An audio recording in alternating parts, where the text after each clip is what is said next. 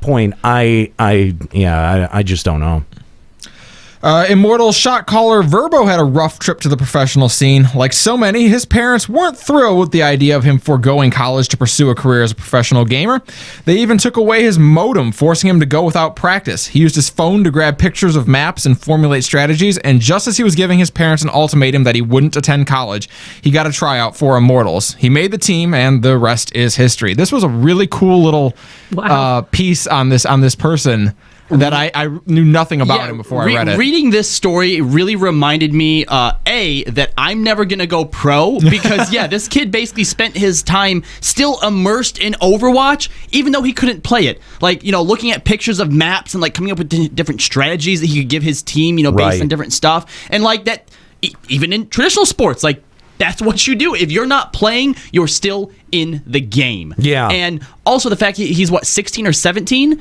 And he's like the team shot caller? Like, that's a lot of responsibility. Well, and that's the thing is, like, what he was forced to do, learning every detail of every map and coming up with strategies. What better training to be a shot caller for your team? That's actually a pretty good point. If you're not able to play and all you have is external materials to look at, then you're going to be formulating strategy. You're also going to know, you're going to be able to memorize that map. I mean, like, it's kind of crazy how much removing yourself from the environment ends up having some kind of beneficial back end to Restriction breeds creativity. But I mean, like, this, I think that this just kind of goes to, like, when parents hold their kids back from doing the things that they want to, a lot of times I think we, being younger or being on the child end of the spectrum, far more than the parent side of the spectrum, that our reaction to that shit is always like, oh, well, that's what you get for discouraging your kids. Right? Like, I hope when he gets, like, his first big check and his parents want a cut of it, he's like, remember that time you took my modem away? Yeah, exactly. You don't really like money. Exactly. I mean, but it's like, at the same time, though, I think every parent kind of has a little bit of that.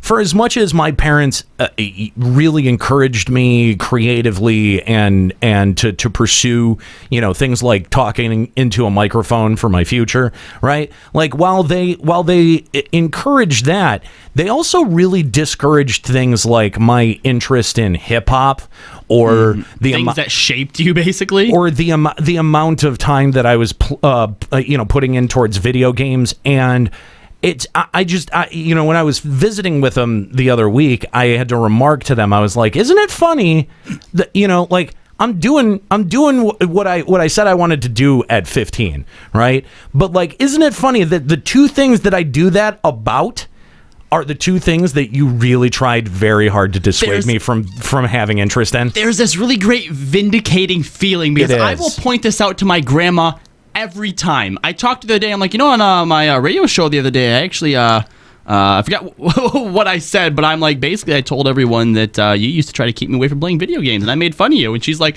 what? Why would you do that? And I'm like, because it was topical. Because you're a bad person. And I think if you're a parent, there's always that delicate line to walk, because you obviously want to encourage your kid to do what makes them happy and to, go for their dreams. But you also, when you are a parent and you're in your 30s or 40s, you know that the world doesn't always work that way. You've probably experienced it to some degree in your own life, and you want a degree of them having something that's do something that you can succeed at. Sure. And be an accountant. And make money. Because that's really done really well for you, hasn't it, Chris? Well, I mean, I look at it with my parents. I told them when we were starting the idea of Checkpoint and trying to do Limit Break Radio full time, I told them, I think we've got something here. I think it's great and I want to go for it.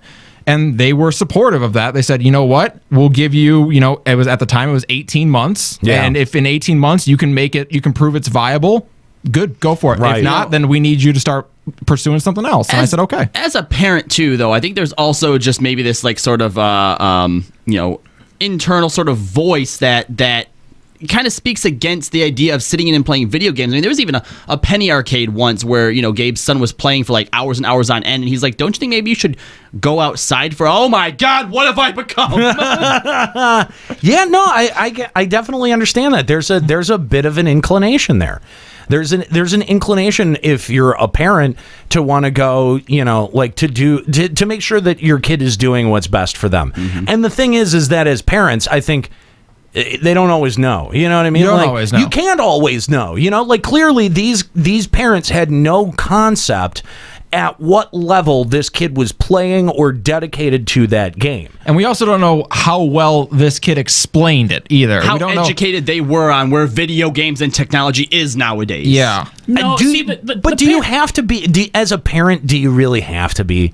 I mean, like, admit, first of all, admit that, like, when you see most parents, they stop their growing in terms of, like, being interested in anything culturally relevant at the time their kid is born, right? So like right around Pong. Yeah, so you basically put a pin in your interests at whatever age you have your kid or at whatever point you have your kid, and you just stay there for a while. That's why our parents' taste in music was so shitty. They had us, and suddenly they didn't have the time to go to record stores and dig through crates and do all this dumb shit that we all have time for.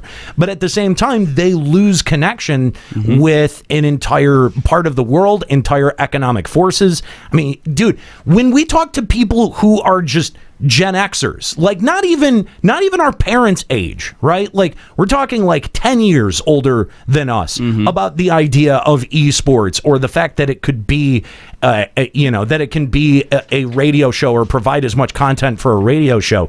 They look at you as if you've smacked them in the face with a trout. They don't know what to do. They don't know how to react. They're like, what? How is this a thing? Like, how is it possible that this could do like a $1 trillion industry can just watch you come out of video games? Yeah, exactly. Yeah. And they look at you like you're speaking a foreign language. And even people 10 years removed from what's going on right now just have no fucking idea. They have no clue. Now, Nika, you have 5 kids now? Did you want to weigh in on this at all? No. Oh, okay. I've actually got 28. Oh, Wow. You have been busy. Senpai been busy. You missed 28 shows? I don't think that's accurate. No, I was referring to all my students in my class. Oh, that's stupid. That's what we've been talking about this in the chat. You guys aren't keeping it. No, we're talking on our show that we do. Yeah, why aren't you talking out loud? We do a show on the radio? Because this isn't the same conversation. It would detract. It wouldn't make sense. No, he's saying Because that stops Chris from talking. he's saying be involved in the conversation that we're involved the in. podcast is Not talking that about. what the chat room. Who cares what they're I'm talking blaming about? Cern for that. He's talking to me. Who gives a shit what In the chat room? No, talks about? I'm like, no. who's I said I'm Senpai? blaming Soren for not talking on the show because I had to mute my mic and listen to what he was telling me. Oh. Everything is his fault. Everything. This is very true. That's clear. I streamed with her on Tuesday last week, and she can be savage to him. Holy crap. It's sad. We need to save He's pretty him. savage to me too, though. To be fair. Fair enough. Chris